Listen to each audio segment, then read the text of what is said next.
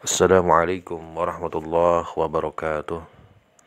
Alhamdulillahi rabbil alamin. Hadana lihada wa ma kunna linahtadiya laula an hadanallah. Asyhadu an la ilaha illallah wahdahu la syarikalah wa asyhadu anna Muhammadan abduhu wa rasuluhu la nabiyya ba'dah. Allahumma salli wa sallim wa barik ala sayyidina Muhammadin wa ala alihi wa sahbihi ajma'in, amma ba'du. Sahabat rahimakumullah, suatu saat, mungkin detik ini, beberapa detik lagi, dalam hitungan menit atau dalam hitungan jam, kita akan sampai juga ke sana.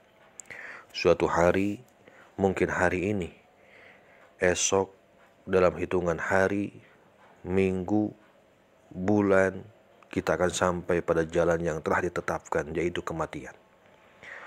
Sebuah ketetapan yang tak pernah kita tahu kapan datangnya.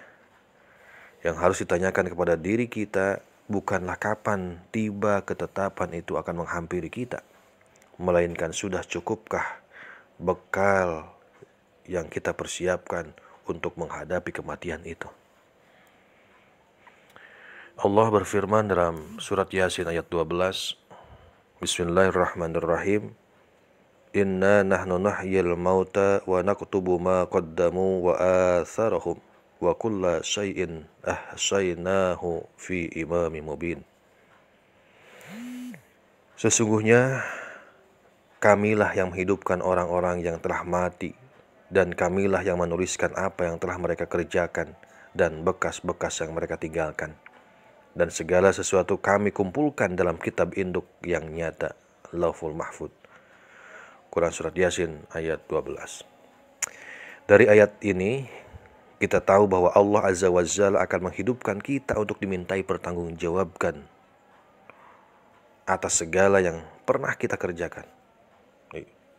Dimintai pertanggungjawaban atas segala yang pernah kita kerjakan. Apa yang kita kerjakan dan apa yang kita tinggalkan itu dituliskan. Dan amal yang ditulis terdiri dari dua hal.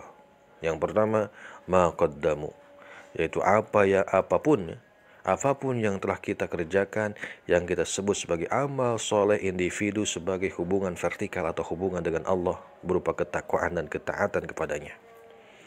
Ma qaddamu dapat disebut sebagai prestasi, yaitu apabila seorang telah meninggal, terputuslah segala amal yang ia kerjakan, cukuplah sampai di situ amal kebaikan yang dituliskan.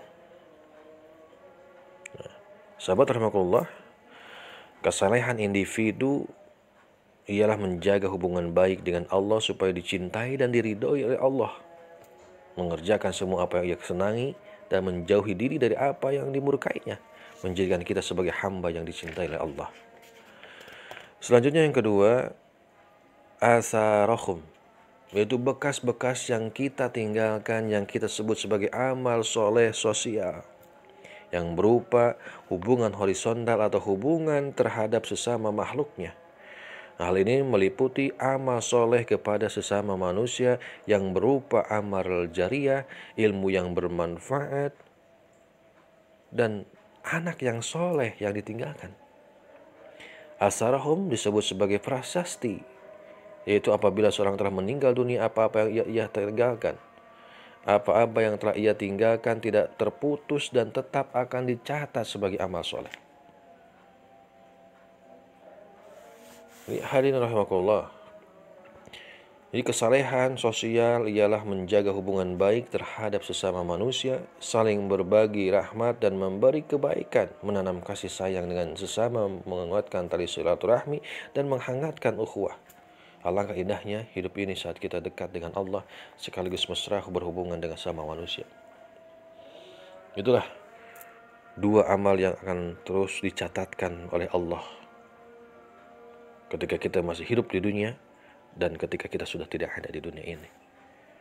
Dua amal inilah yang akan menghantarkan kita kepada surganya Allah. Dan mudah-mudahan kita tidak hanya beramal untuk secara individu,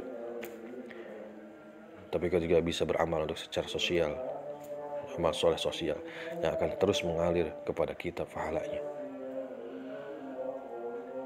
Sebagaimana hadis Rasulullah yang artinya Barang siapa yang mengadakan kebiasaan yang baik dalam Islam, maka ia mendapat pahalanya dan pahala orang yang mengerjakannya setelah ia meninggal dunia, tanpa dikurangi sedikit pahala pun dari mereka. Dan barang siapa yang mengadakan kebiasaan buruk dalam Islam, maka ia menanggung dosanya dan dosa orang yang mengerjakannya setelah ia meninggal dunia, tanpa dikurangi sedikit pun dari dosa-dosa mereka. Hadis riwayat Muslim.